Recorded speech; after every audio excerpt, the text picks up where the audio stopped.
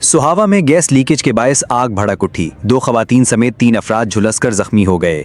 ये अफसोसनाक वाकया जहलम की तहसील सुहावा में पेश आया, जहां तरक्की मोड़ मोहल्ला आबाद आलम के एक घर के किचन में गैस लीकेज के बायस अचानक आग भड़क उठी, जिसके नतीजे में 2 खवातीन समेत 3 अफराद झुलसकर जख्मी हो गए। वाकया इस वक्त पेश आया जब खवातीन किचन में नाश्ता तैयार कर रही थीं कि सिलेंडर से गैस लीक होने के बायस अचानक आग लग गई। रेस्क्यू जराये के मुताबिक जख्मी होने वालों में 33 साला किरण, ज़ौजा फैसल, 25 साला नजमा, ज़ौजा इकबाल और 17 साला फहद वल्द हबीब शामिल हैं।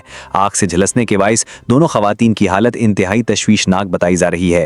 रेस्क्यू ज़राए का कहना है कि मकामी अफराद ने बरवक्त कार्रवाई करते हुए रेस्क्यू टीम की आमद से कबल आग पर काबू पा लिया, जबकि रेस्क्यू एहलकारों ने मौके पर पहुंचकर जख्मियों को इब्तदाई तिब्बी इमदाद फराहम की और उन्हें फौरी तौर पर तहसील हेडक्वार्टर हस्पताल सुहावा मुंतकिल कर दिया।